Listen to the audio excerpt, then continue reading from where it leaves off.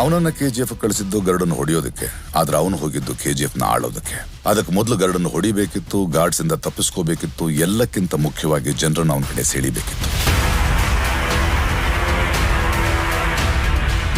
ಅದಕ್ಕೆ short circuit ಮಾಡ್ದ, white line ದಾಟ್ದ. ಆದ್ರೆ ಮೊದಲು ಅವನು ಹೋಗಿದ್ದು ವಿರಾಟ್ನ ಹೊಡೆಯೋಕೆ.